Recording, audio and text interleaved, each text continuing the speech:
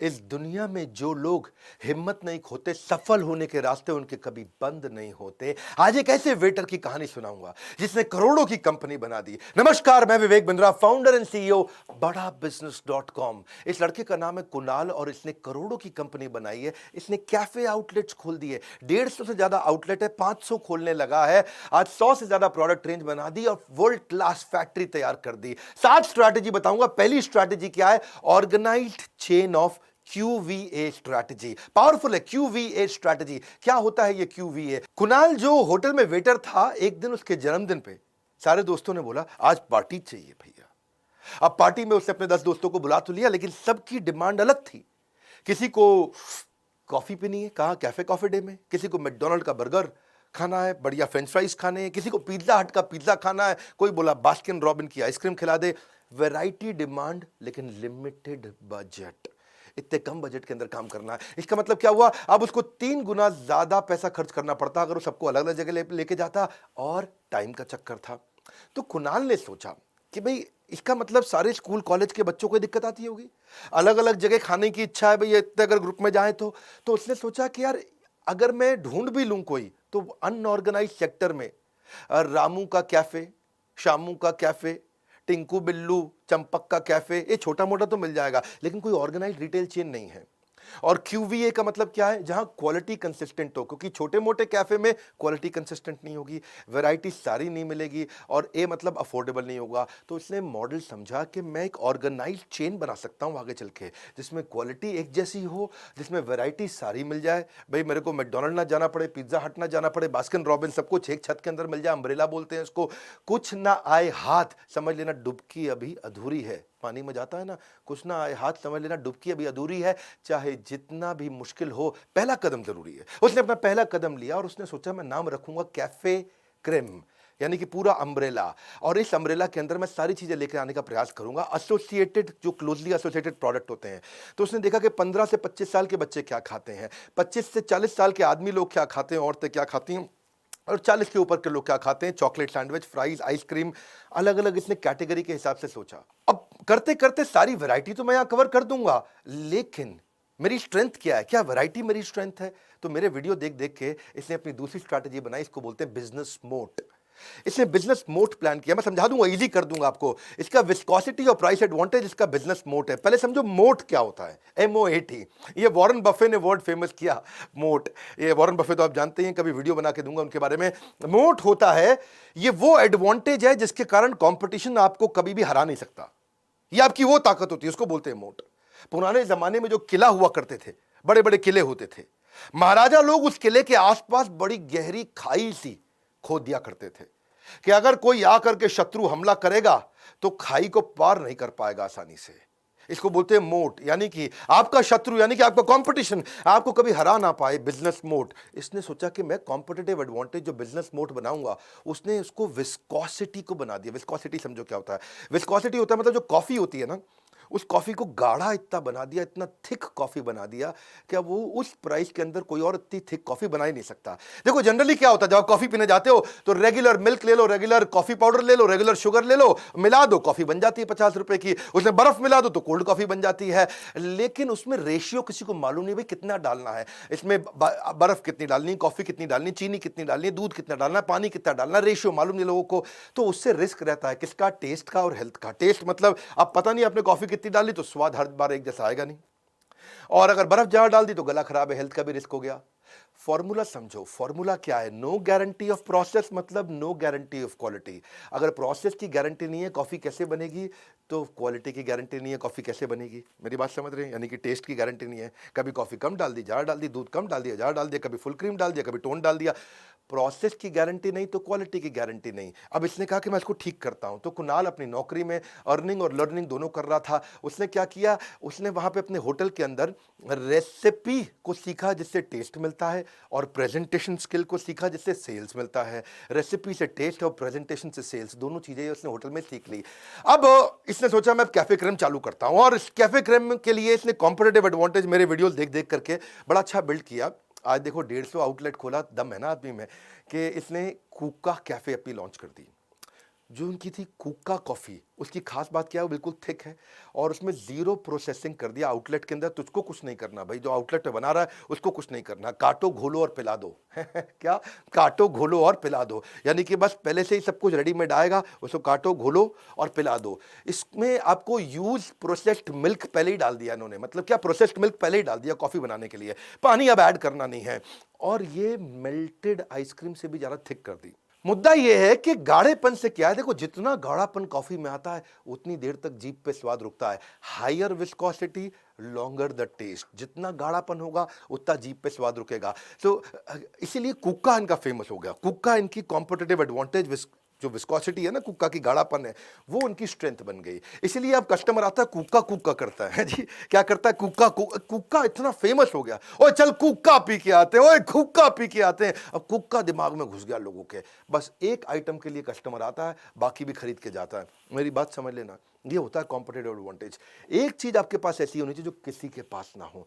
Main मुद्दा पता है क्या है कि ना कोक का फॉर्मूला किसी को मालूम है, ना कुक्का का फॉर्मूला किसी को मालूम है। कोक कैसे बनती है वो भी नहीं मालूम, और इसने अपना कुक्का कॉफी बना दी, उसका फॉर्मूला भी किसी को नहीं मालूम। देखो, अगर आपको भी है ना बिजनेस करने का सुरूर, तो आप भी आइए हमारे साथ, आईबीसी बनिए जरूर। अगर आपको भी ऐसे स्टार्टअप बिल्ड करने हैं जैसे इसने किया कुणाल ने, तो आप भी बोर्ड लाइन नंबर पे फ़ोन करके ज्वाइन करिए, हमारे को पता करिए कि मैं अपने स्टार्टअप शुरू करना चाहता हूँ। स्टार्टअप शुरू करने से पहले या तो एवरीथिंग अबाउट एंटरप्रेन्योरशिप खरीद लीजिए, बिजनेस कर रहे हैं तो भी खरीद लीजिए। लेकिन अगर आप आईबीसी ले लेंगे तो आईबीसी में हमारे यहाँ से बहुत ट्रेनिंग मिलती है, बहुत ट्रेनिंग मिलती है। मैं ये सुझाव दूंगा, देश में किसी को भी स्टार्टअप करना हो, एक बार आईबीसी जरूर बन जाइए, 1 साल हमसे खूब ट्रेनिंग ले लीजिए, सेल्स भी सीखिए, बिजनेस के सारे मॉडल सीखिए। अब कुका में इनकी 2 एडवांटेज हो गई। एक, इन्होंने रॉ मटेरियल सस्ते में बना दिया क्योंकि इनको अफोर्डेबिलिटी चाहिए थी, और दूसरा थिक कॉफी बना दिया, क्योंकि देखो बाकी जगह अगर आप कॉफी पीते हो स्टारबक्स में, कैफे कॉफी डे में, वहां 150-200 रुपए की मिलती है, इनकी कुक्का 40 रुपए की हो गई, यानी कि साधारण कॉफी के रेट पे इन्होंने कर दिया। तीसरी स्ट्रैटेजी क्या है, ये फ्रेंचाइज पे जाने वाले थे अब, तो वहां पे देखा कि इंक्रीमेंटल एक्सपेंडिचर से एक्सपोनेंशियल रेवेन्यू कैसे लेकर के आऊं, ये इनकी तीसरी स्ट्रैटेजी। अब सोचा बिजनेस को मुझको स्केल करना है तो मैं केपेक्स नहीं लगाऊं, मैंने डॉक्टर विवेक बिंद्रा से सीखा है, मैं फ्रेंचाइज के थ्रू जाऊं। तो इनका प्रोडक्ट तैयार हो गया कुक्का, इनके सारे बाकी सैंडविच सब इन्होंने तैयार कर लिए, प्राइस तैयार हो गया, पोजीशनिंग तैयार हो गया, दिक्कत थी प्लेस की। अब जिस फ्रेंचाइजी को उन्होंने कहा कि भाई तू मेरा फ्रेंचाइजी बन जा और तू मेरा माल बेच, मैं तुझको रेडीमेड माल दूंगा, काटो घोलो पिला दो, वहां अपने यहाँ पिला। लेकिन वो जो फ्रेंचाइजी था वो कई बार गलत लोकेशन पे खोल देता था, उससे उसको कम रेवेन्यू और फ्रेंचाइजी अपसेट, क्योंकि अगर उसका फुटफॉल कम है, अगर आपने खराब लोकेशन ले लिया, फुटफॉल मतलब लोग चल के आते हैं ना, फुटफॉल कितने फुट पहुंचेंगे आपके यहाँ, अगर लोकेशन खराब है तो फुटफॉल कम होगी तो आरओआई कम होगा, lower footfall lower ROI directly proportionate है। जिंदगी की राहों में जो मुश्किलों से लड़ा है, सफलता की रेस में वही आगे खड़ा है। इतनी सारी प्रॉब्लम सुनने के बाद उन्होंने सोचा कि क्यों नहीं आउटलेट पे खुद ही हम जाकर के देखें समस्या क्या है। और जब वहां जाके देखा, अजीबोगरीब जगह पे फ्रेंचाइजी आउटलेट खोलते थे कि जहां रात के अंधेरे तो छोड़ो, कोई दिन के उजाले में भी ना पहुंच सके, ऐसी जगह जाके खोल लेते थे कि वहां आसपास ना स्कूल है ना कॉलेज है, मोहल्ले की 5वीं गली में तीसरे फ्लोर पर जाके खोला है। दे रियलाइज कि भाई ये गलती तो हमारी है, हमने उसकी मदद नहीं करी लोकेशन ढूंढने में। तो उन्होंने बनाया manual of location and specification, एक अच्छा बढ़िया मैनुअल तैयार किया। इन्होंने देखा कि अगर मैं लोकेशन अच्छी दिला दूं तो वो रेवेन्यू को मल्टीप्लाई करता है। फॉर एग्जाम्पल, 5वीं गली की तीसरी मंजिल पे जाके लोगे 15,000 रुपये किराए पे मिल रहा है, लेकिन पहली गली के ग्राउंड फ्लोर पे ले लिया तो 30,000 किराए पे मिल रहा है। इन्होंने देखा कि 15,000 किराए का जो रेस्टोरेंट खोलता है सामने वाला, जो कैफे खोलता है, उसमें 1 लाख की सेल करता है, 30,000 रुपये किराए पे खोलता है, उसमें 4 लाख की सेल करता है। तो देखा क्या, खर्चा हुआ डबल, 15,000 से 30,000, और रेवेन्यू हो गया 4 टाइम्स, 1 लाख से 4 लाख, यानी कि खर्चा 2 गुना पर रेवेन्यू 4 गुना। मेरी बात यहां भी समझना, खर्चा बहुत बड़ा भी नहीं है वॉल्यूम में। 15,000 रुपया फालतू खर्च करके 3 लाख रुपया उसको फालतू मिल रहा है, यानी कि 2,85,000 रुपए का सीधा सीधा फायदा हो रहा है। इन्होंने लोकेशन पे ध्यान देना शुरू किया कि भाई डिस्टेंस मेन रोड से कितना है, पार्किंग स्पेस है कि नहीं है, आजू बाजू स्कूल कॉलेज है कि नहीं है, नेबरहुड की कम्युनिटी कैसी है, लोग कैसे रहते हैं वहाँ पे। तो स्कोर बोर्ड बना दिया कि भाई जैसे जैसी लोकेशन लोगे उस पर मैं स्कोरिंग करूंगा। अगर लोकेशन अच्छी है तो भाई ग्राउंड फ्लोर है कि नहीं है, वाटर सप्लाई है नहीं है, रेंट कितना है, डिपॉजिट कितना देना है, करंट आउटलेट से कितना दूर है, पार्किंग स्पेस है कि नहीं है, सीटिंग स्पेस और फ्रंट कितना बड़ा है, फुटफॉल कितने, लोग कितने आते हैं वहाँ पे। और फिर लोकेशन के बाद इन्होंने उसको अलग अलग सपोर्ट दे दिया, आर्किटेक्ट, एक्सटीरियर कैसा लगेगा, फ्रेम्स कैसे होंगे, मेन्यू बोर्ड कैसा होगा, वॉलपेपर कैसा होगा। तो इससे ब्रांड यूनिफॉर्म भी हो गया। और किचन अप्लायंस मशीन एक ही जगह से लेनी शुरू कर दी, टी शर्ट, एप्रन, कैप, ये सब सबको पहना दिया। अब फ्रेंचाइज चलने लगे। लेकिन अब कंसिस्टेंट करना था और इसको इजी करना था, तो चौथी स्ट्रैटेजी वो क्या है, QA, quality assurance with blend and serve strategy. Simple, मैंने बताया था ना, काटो घोलो लगा दो, ब्लेंड एंड सर्व, बड़ा सिंपल कर दिया उन्होंने और कैफे खोल दिया। अब कैफे खोलने में या जब, अच्छा एक बात समझिए, जब भी कोई आदमी कैफे खोलेगा तो या तो वो होटल बैकग्राउंड से होना चाहिए या वो खुद शेफ होना चाहिए। भैया सैंडविच बनाए, सब बनाएगा, पास्ता बनाएगा, पिज्ज़ा बनाएगा, बर्गर बनाएगा, फ्रेंच फ्राइज बनाएगा, या तो खुद से शेफ होना चाहिए या फिर किसी शेफ को हायर करे या किसी होटल के कंसल्टेंट को ले आए। सबसे खर्चा बढ़ जाता है। तो उन्होंने सोचा कि मैं कुछ ऐसा कर दूं कि ब्लेंड एंड सर्व हो जाए, मतलब 2 मिनट में खाना खिला दें, 5 मिनट में बढ़िया सा कॉफी वॉफी बना के पिला दें सब उसको। तो हर चीज को उन्होंने ब्लेंड एंड सर्व पे डाल दिया कि इजी कर दे, वहां पे फ्रेंचाइजी को कुछ ना करना पड़े, फ्रेंचाइजी इसमें कुछ मिलावट भी ना कर सके। तो उन्होंने पूरा रॉ मटेरियल अपनी तरफ से बना के दे दिया, जिसकी रेसिपी पहले से फिक्स्ड हो गई। अब फ्रेंचाइजी अपने आप से तो कुछ बना नहीं सकता, कुछ गलती करेगा, या गलती करने से पहले कम से कम 100 बार सोचेगा, क्योंकि भैया एक जैसा रॉ मटेरियल आ रहा है, एक जैसा टेस्ट आएगा। इसके लिए वो लोगों ने ऑडिट भी करना शुरू किया कि फ्रेंचाइजी कुछ अपनी तरफ से ना मिला है, उनको रॉ मटेरियल हम ही देंगे, वो हाइजीनिक रहेगा। कस्टमर सर्विस को आके चेक करने लगे, फिक्स्ड रेसिपी को चेक करने लगे। अब क्योंकि सारी चीज़ें ये पहले से ही फिक्स बना के दे रहे थे, अब आपको मास्टर शेफ नहीं चाहिए, ट्रेनी शेफ से काम चल जाता है। मास्टर शेफ 1,20,000 रुपये महीना ले लेगा और ट्रेनी शेफ खाली 12,000 रुपये महीने में काम कर देगा आकर के। तो आपका पैसा बच गया, क्योंकि काटो घोलो और पिला दो, काटो घोलो और खिला दो। बड़ा सिंपल हो गया ये। इसके लिए अब आप में रिपीटेबिलिटी आ गई। वरना अगर होता क्या है, अगर स्टाफ चेंज हो गया तो टेस्ट चेंज हो जाता है। भैया आपके यहाँ जो छोटू बनाता है खाना, वो अगर छोटू बदल के उसकी जगह रामू आ गया, शामू आ गया, तो टेस्ट बदल गया जी, कॉफ़ी अलग पिलाएगा, सैंडविच अलग खिलाएगा। अब यहाँ पे वो सिस्टम है ही नहीं, यूनिफॉर्मिटी आ गई, स्टैंडर्डाइजेशन हो गया है। आज तक 10 लाख कुक्का के ग्लास उन्होंने बना के पिला दिए लोगों को। तो रॉ मटेरियल भी कंट्रोल हो गया और डिस्पैच के टाइम पे इनकी फैक्ट्री से वो भी कंट्रोल हो गया। काटो घोलो पिला दो का पूरा सिस्टम ही कंट्रोल हो गया। बड़ी बात नहीं है, होटल का वेटर भी आज बिजनेस कर सकता है, अगर बेसिक चीजें आप मेरी कम से कम फ्री वीडियो से सीखो। अगर बहुत सीरियस हो बिजनेस के लिए तो हमारा कोर्स खरीदो। 5वीं स्ट्रैटेजी B2B सपोर्ट उन्होंने किया। B2B सपोर्ट मतलब मेरा बिजनेस है, मेरा नाम है कैफे क्रेम, मैं अपने फ्रेंचाइजीज को ऐसा सपोर्ट दे दूं कि दिक्कत ही ना आए। फ्रेंचाइजी को सपोर्ट क्या दूं, जब उनको रॉ मटेरियल चाहिए, क्योंकि वो वहां कुछ नहीं करेंगे, सब कुछ मैं ऐसा रॉ मटेरियल दूंगा कि वहां बस 5 मिनट में फटाफट खिला पिला देंगे। ऐसे इन्होंने कैफे क्रेम बनाया। तो उसके लिए लॉजिस्टिक्स बड़ा इंपॉर्टेंट था, पर लॉजिस्टिक्स में दिक्कत आती थी। लॉजिस्टिक्स इनका खुद का नहीं था, थर्ड पार्टी हुआ करता था। तो उन्होंने खुद की ही गाड़ियां लगा दी, क्योंकि थर्ड पार्टी में क्या है, अगर 80% माल टाइम से पहुंचा, 20% नहीं पहुंचा तो भी दिक्कत थी, या माल खराब होकर पहुंचा तो भी दिक्कत थी। तो उन्होंने सारी अपनी गाड़ियां लगा दी, इन्वेस्टमेंट किया उसमें, सेल्फ ओन्ड पहले कवर्ड व्हीकल बनाई और बाद में उसको रीफर वैन भी कर दिया। रीफर वैन वो होती है जिसमें -20 डिग्री टेम्परेचर में आइसक्रीम का आइटम पहुंचे, कॉफी का आइटम पहुंचे -20 डिग्री टेम्परेचर में। रीफर वैन लगा दिया। अब उससे उसकी शेल्फ लाइफ बढ़ गई, प्रोडक्ट की टाइमली पहुंचने लग गया। इसको बोलते हैं B2B support, business to business support. अब देखो शेल्फ लाइफ अगर आइटम की बढ़ गई, बाकी आइटम कोई कॉफी की है वो हफ्ते भर में 9 दिन में खराब हो जाएगी, 9 महीने तक चलती रहेगी। रॉ मटेरियल टाइम से पहुंचा, इससे वेस्टेज कम हो गई और थर्ड पार्टी पे कोई डिपेंडेंसी नहीं है, इन्होंने खुद ही करना शुरू कर दिया और मटेरियल की शेल्फ लाइफ तो अपने आप कंट्रोल में आई गई। फिर B2B सपोर्ट में टेक्नोलॉजी देनी पड़ती है थोड़ी। जैसे क्या है, जो बेचारा वहां पे इनके यहाँ जो आउटलेट होता है, उस आउटलेट में जो खाना खिलाएगा, समझो बहुत बढ़िया लर्निंग्स है, मेरे हर वीडियो में पावरफुल लर्निंग है। वहाँ जो खाना खिलाता है, जो बना के देता है, वहाँ उसका रॉ मटेरियल खत्म है तो बेचारा वो लड़का बताना भूल जाता है बॉस को कि सर मेरा रॉ मटेरियल खत्म हो रहा है पीछे से, और बताना भूल जाता है। तो अगला लड़का आता है, वो आकर के बताता है बॉस को, ओह भाई साहब, ओ यार तो कॉफी का माल ही नहीं पड़ा, अब क्या करूं मैं, है जी। और वो कस्टमर खड़ा है, अभी कॉफी पिलाओ कॉफी पिलाओ, और कॉफी पिला नहीं पा रहे हैं। तो बेचारा फ्रेंचाइजी ओनर जो है ना, वो इग्नोरेंट रहता है, उसको पता नहीं चलता, कस्टमर अब रिटर्न कर जाता है बिना परचेज किए। तो उन्होंने सोचा कुछ ऐसा सिस्टम बनाते हैं कि जैसे जैसे बिल जनरेट होगा, जैसे जैसे बिल जनरेट होगा, रॉ मटेरियल का स्टॉक घटेगा। यानी कि सॉफ्टवेयर पे दिखाई पड़ेगा कि भाई बिल बना, रॉ मटेरियल का स्टॉक सॉफ्टवेयर में कम होता हुआ दिखने लग जाएगा और आपको नोटिफिकेशन आ जाएगा कि भाई ऑर्डर कर लो रॉ मटेरियल। तो जैसे जैसे बिल बनता जा रहा है उसको नोटिफिकेशन आता जा रहा है। तो ये इन्वेंट्री और बिलिंग सॉफ्टवेयर है, ये आपको स्टॉक मैनेजमेंट में और आपके बिलिंग में हेल्प करेगा। बड़ा अच्छा B2B बना दिया, बहुत powerful strategy, margin versus ROI, इसको बोलते हैं FSN analysis, fast moving, slow moving, non moving. अब इनके यहाँ ना बहुत सारे थे जो इनके फ्रेंचाइज ओनर्स थे, आउटलेट अच्छा हो गया, लॉजिस्टिक्स अच्छा हो गया, सब कुछ ठीक हो गया, मैनेजमेंट भी ठीक हो गया, लेकिन अभी भी फ्रेंचाइजी पैसा नहीं कमा रहा था, वो बिल्कुल अपसेट था क्योंकि उसका रोटेशन नहीं होता था।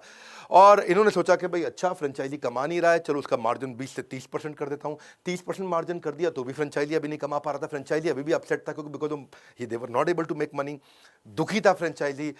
क्योंकि मुद्दा क्या था, फ्रेंचाइजी को जब ये 1 लाख रुपए की इन्वेंट्री देते थे वो उसको 2 महीने में बेचता था। 1 लाख रुपए का माल आया, 2 महीने में बिका। अगर 30% मार्जिन है तो 1 लाख रुपए पे 30,000 रुपया बचा। सुनना मेरी बात को, 1 लाख पे 30,000 बचा, लेकिन कितने महीने में? 2 महीने में। यानी कि 1 महीने में 15,000, अगले महीने में 15,000, जनवरी में 15,000, फरवरी में 15,000। 15,000 पे लेके करेगा क्या? इससे चलो चौकीदार की नौकरी ना कर ले, चौकीदार को 18,000 रुपये महीना मिल जाता है। तो परेशान होने लग गया फ्रेंचाइजी, भाई ये तो काम ही नहीं चलेगा इससे, क्योंकि कुछ आइटम बिकने में टाइम लग जाता था और अगर उसको 2 महीने से ऊपर लग गया तो और हालत खराब। तो ज्यादातर फ्रेंचाइजी यही प्रॉब्लम देख रहे थे। तो इनको समझ में आया कि भाई ये आरओआई के कारण एक बड़ा एट्रिशन का रिस्क आ गया है और इस एट्रिशन के रिस्क के चक्कर में भाई फ्रेंचाइजी छोड़ छोड़ के चले जाएंगे ऐसे। तो उन्होंने रियलाइज किया कि दिक्कत मार्जिन की नहीं है, दिक्कत आरओआई की है। जब तक है बिजनेस में प्रॉफिट उम्मीद से ज्यादा, तभी तक फ्रेंचाइजी भी बिजनेस में जुड़े रहने का रखता है इरादा। तो मैं यूट्यूब पे FSN एनालिसिस का वीडियो दिया था, fast moving, slow moving, non moving, भैया कैसे रन करना है। तो हाँ, इन्होंने उससे सीखा और इन्होंने भी अपने आइटम को अब देखने लगे कि भाई कौन सी चीज़ ज़्यादा बिकती है वो ज़्यादा दो, कौन सी चीज़ स्लो मूविंग है वो कम दो, कौन सी चीज़ बिकती नहीं है वो अपने फ्रेंचाइजी को मत दो। मेरी बात समझ में आई? यानी कि 1 लाख रुपए में ज़्यादातर चीज़ें वही दूंगा फ्रेंचाइजी को जो फट से बिक जाती है। ईजी कर देता हूँ, आप मेरे चैनल पे आए हो ना, यहाँ तो बात आसानी से समझ में आती है। साधारण भाषा में समझो, मैंने 1 लाख रुपए फंसा रखा है। अब 1 लाख पे मुझे 30% मिलने हैं, यानी कि 30,000 रुपये मिलने हैं। अब 30,000 रुपये मुझको 15 दिन बाद मिलेंगे या 30,000 रुपये मुझको 2 महीने बाद मिलेंगे, 30,000 रुपये मुझको 2 हफ्ते में मिलेंगे या 2 महीने में मिलेंगे, इतनी सी बात है। तो उस 1 लाख पे जल्दी जल्दी जल्दी जल्दी मिल जाए। अगर हर 15 दिन में 30,000 रुपये मिलेंगे तो 2 महीने में तो वो 1,20,000 रुपये हो गया ना। इसको बोलते हैं आरओआई। मार्जिन अगर 40% भी होता लेकिन माल जल्दी जल्दी नहीं बिके तो उस महीने में मेरे फंसे हुए पैसे की कमाई आएगी नहीं। और बस ये आरओआई जैसे इन्होंने बनाया, ये गेम चेंजर हो गया, क्योंकि माल जल्दी जल्दी बिकने लगा। जल्दी जल्दी बिकने का मतलब है वही 1 लाख रुपया मुझको अब महीने में 15-15 दिन में कमा के दे रहा है, और वही 1 लाख रुपया अगर फंसा लेता तो 2 महीने बाद कमा के देता। 15 दिन वर्सेस 2 महीना, यहां पे गेम चेंज हो गया। 4 गुना की आरओआई में ग्रोथ आ गई, फ्रेंचाइजी रुकने लगा। 7वां वॉइस ऑफ कस्टमर जो आपको बढ़ाता है वो तो आगे VOC, वॉइस ऑफ कस्टमर ही बढ़ाएगा। कस्टमर ही बताएगा दिक्कत क्या है। जब ये फ्रेंचाइजी बढ़ाने लगे तो कस्टमर आता था लेकिन वापस नहीं आता था। कस्टमर आता था, ये सोचे वापस क्यों नहीं आ रहा। वॉइस ऑफ कस्टमर थी कि भाई नहीं चलेगा, नहीं आऊंगा, नहीं चलेगा, नहीं आऊंगा, नहीं आ रहा था। कैफे क्रेम ने सोचा भाई क्या किया जाए, कस्टमर को रोके कैसे। उन्होंने देखा जाकर के सारे आउटलेट पे प्रॉब्लम ही कुछ और है। प्रॉब्लम क्या है कि जो स्टाफ था वो प्रॉपर ड्रेस में नहीं था, अनक्लीन था, बिना नहाए आता था, बदबू मारता था। और उस कस्टमर एक्सपीरियंस, क्योंकि जब बदबू आएगी कस्टमर एक्सपीरियंस खराब हो जाएगा। वही स्टाफ को बातचीत करना नहीं आता था, अनक्लीन डेस्क हुआ करता था जहां पे खाना खिलाते थे, ट्रे जो थी वो गंदी पड़ी रहती थी, आपका सफाई नहीं होती थी, एसी काम नहीं करता बदबू आने के कारण, और जब एसी भी काम ना करे और बदबू भी भर जाए तो और दिक्कत आती है। यूज्ड प्लेट और कप ऐसे ही टेबल पे पड़े रहते थे, उसको साफ नहीं करते थे। तब इन्होंने कंप्लेंट रिड्रेसल मैनेजमेंट प्रोसेस चालू किया कि भाई कस्टमर मुझको कंप्लेंट कर सके। कैसे करेगा, वहां बड़े बड़े बोर्ड लगा दिए कि भाई हमारे को ईमेल कर दो या फोन पे कंप्लेंट कर दो, और एक स्पेशल टास्क फोर्स बना दी कंप्लेंट मैनेजमेंट सिस्टम के लिए। और कस्टमर उनको वेबसाइट से, ईमेल से, कॉल से कंप्लेंट करता था तो इनकी सर्विस की टीम तुरंत फ्रेंचाइजी को वापस फोन करती थी। अरे गुप्ता जी, आपने हमारी फ्रेंचाइजी ली, आपके यहां से शिकायत आ रही है कि आपके लड़के के यहां बदबू आती है, वो साफ सुथरा नहीं रहता। तो गुप्ता जी घबरा गए और अब इसको ठीक करना पड़ेगा। इससे क्या किया, इन्होंने देखा कि कहीं पे स्टाफ ठीक से बात नहीं कर रहा, कहीं साफ सफाई नहीं है। उन प्रॉब्लम से इन्होंने TNA कर लिया, ट्रेनिंग नीड एनालिसिस, कि इनको क्या ट्रेनिंग दे। जैसे ही प्रॉब्लम आएगी, जब भी आएगा क्राइसिस, तुरंत बनाए प्रोसेस। इन्होंने ट्रेनिंग नीड आइडेंटिफिकेशन TNI कर लिया कि इस वाले फ्रेंचाइजी को ये दिक्कत आ रही है, इसकी ऐसे ट्रेनिंग करेंगे, इस फ्रेंचाइजी को ये दिक्कत आ रही है, इसकी ऐसे ट्रेनिंग करेंगे। Training need analysis, training need identification जैसे ही किया तो आपकी सबसे असंतुष्ट ग्राहक ही आपको सीखने का सबसे बड़ा सोर्स होते हैं। और हमने भी एवरीथिंग अबाउट एंटरप्रेन्योरशिप में यही किया। जो जो बिजनेस की बड़ी बड़ी प्रॉब्लम है उससे हमने TNA TNI से अपने कोर्स को बनाया। जो जो बिजनेस की प्रॉब्लम है ढूंढ ढूंढ के सारे टॉपिक्स हमने कवर कर दिए। जो भी टॉपिक चाहिए आपको बिजनेस का, हमारे एवरीथिंग अबाउट एंटरप्रेन्योरशिप में हमने डाला। इसके बाहर कोई बिजनेस की प्रॉब्लम नहीं है, इसीलिए इसका नाम है एवरीथिंग अबाउट एंटरप्रेन्योरशिप। बिजनेस करना है या कर रहा है, इससे बढ़िया कोर्स कोई नहीं है, मैं आपको गारंटी दे सकता हूं। बोर्ड लाइन नंबर है, फोन करके पूछिए इसके बारे में, पता लगाइए, हमारे काउंसलर वेट करेंगे आपके कॉल का। इन्होंने किया क्या, एग्जीक्यूशन किया एट फ्रेंचाइजी, रेजोल्यूशन किया एट कंज्यूमर, इससे कंज्यूमर भी खुश हो गया, 48 घंटे में फ्रेंचाइजी को के साथ में एग्जीक्यूशन भी कर दिया। बड़ा सिंपल है, कस्टमर सेटिस्फैक्शन बढ़ा, रीपर्चेज रेट बढ़ा, रेवेन्यू अपने आप बढ़ा, और फ्रेंचाइजी का और इनका ब्रांड ट्रस्ट भी बढ़ा, इससे रिपीट सेल्स आने लगी। और अगर रिपीट कंप्लेन आ रही है सेम फ्रेंचाइजी के पास से, तो उसको वार्निंग दे देते थे, क्योंकि भैया जमाना बदल रहा है, फ्रेंचाइजी तू भी अपने आप को खुद ही बदले, नहीं तो दिक्कत हो जाएगी। अब ये इससे कैफे क्रीम का ग्रोथ बहुत जबरदस्त हुआ। यही मैं कहूंगा कि कुणाल की खासियत है कि अपनी लर्निंग पे फोकस करते रहे और इनकी ग्रोथ होती रही। वैसे एक बात है, जो बिजनेस को लेके सीरियस हो उसको ये वीडियो जरूर दिखाइए, शेयर करिए। मैं एक से बढ़कर एक पावरफुल केस स्टडीज बना रहा हूँ। ये तो मेरे ही स्टूडेंट थे कुणाल, जिन्होंने हमसे सीखा, आज एवरीथिंग अबाउट एंटरप्रेन्योरशिप सीख रहे हैं, कंटिन्यूसली अपने बिजनेस को ग्रो कर रहे हैं। एक होटल का वेटर भी कहां से कहां पहुंच सकता है। फ्री वीडियोस मैं देता ही रहूंगा। किसी बिजनेस पर्सनालिटी पे चाहते हैं, कमेंट बॉक्स में बताइए। स्पोर्ट्स पर्सनालिटी पे चाहते हैं, कमेंट बॉक्स में बताइए। सोचता हूं कभी जैन समाज, बनिया समाज, मारवाड़ी समाज, इन पे भी वीडियो बनाऊं। सोचता हूं किसी बढ़िया किसी कंट्री, वो कंट्री कैसे ग्रो कर गया, उस पे वीडियो बनाऊं। कमेंट बॉक्स पे आप मेरा साथ देते जाइए, मैं एक से बढ़कर एक पावरफुल वीडियो दूंगा। फ्री में भी वीडियोस, हमारे बराबर के, हमारे से टक्कर कोई नहीं ले सकता। पड़े हो किस चक्कर में, विनम्रता से कोई नहीं है टक्कर में। लाइक करके खूब उत्साह बढ़ाइए, नए हैं तो सब्सक्राइब करिए। बोर्ड लाइन नंबर पे फोन करके अगर बिजनेस में इंटरेस्टेड है तो जरूर पता लगाइए, काउंसलर आपकी मदद करेगा। हमारे साथ जुड़े रहने के लिए, वर्ल्ड का नंबर 1 एंटरप्रेन्योरियल यूट्यूब चैनल बनाने के लिए हृदय की गहराइयों से प्रेम पूर्वक बहुत बहुत धन्यवाद।